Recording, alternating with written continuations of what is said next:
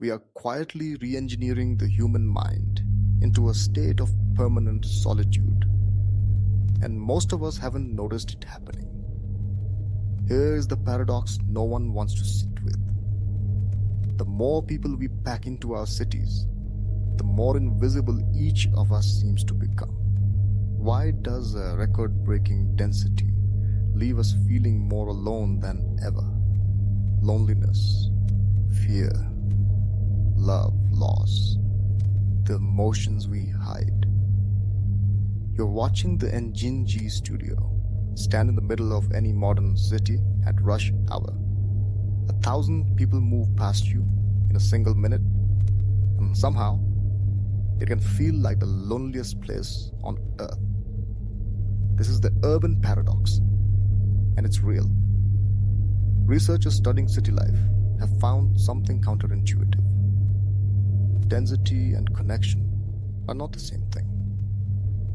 People in the most crowded cities often report some of the highest levels of loneliness. We've built an invisible wall. We move through dense crowds while remaining completely unreachable. Earbuds in, eyes down, attention somewhere else entirely. Sociologists have a name for what we're losing. Ray Oldenburg called them third places. Not home, not work, but the cafe, the barber shop, the corner shop. The messy, low-stakes spaces where community used to happen by accident. Those places are vanishing, and the spaces replacing them are designed for something else entirely. Efficiency, speed, frictionless transactions where another human being is just an obstacle between you and the exit. Standing in a crowd of 1,000 people now feels like being completely alone. Because socially, you are. We didn't stumble into this isolation. We built it. Look at how the modern city is designed. Self-checkout instead of a cashier. An app instead of a conversation.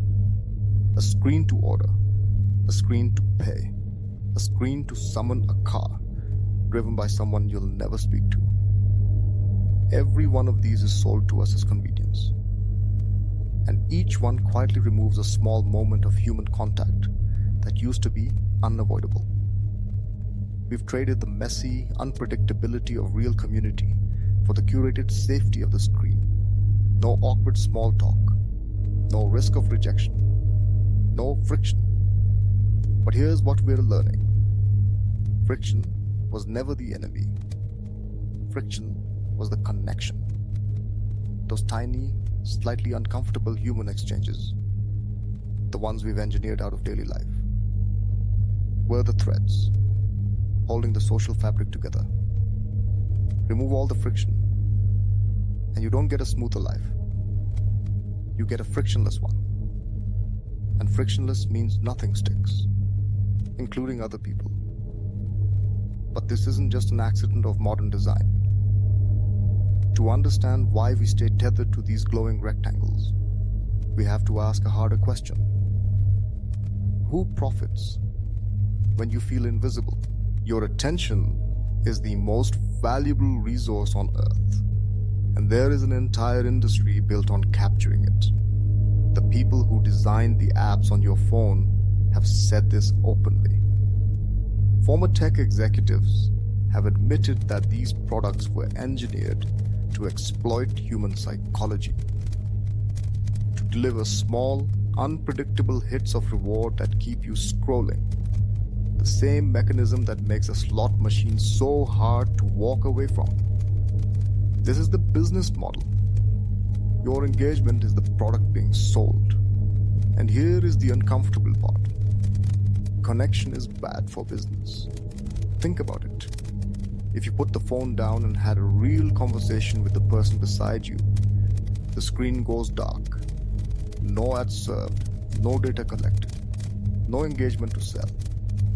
So, the system is quietly optimized against the very thing you need most.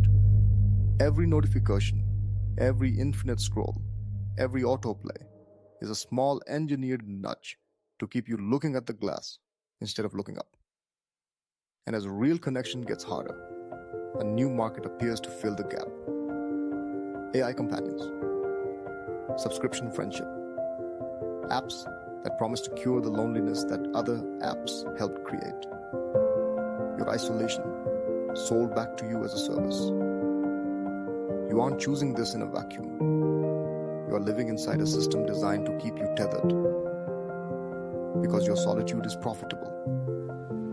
But the system has a weakness, and a small growing movement has already found it.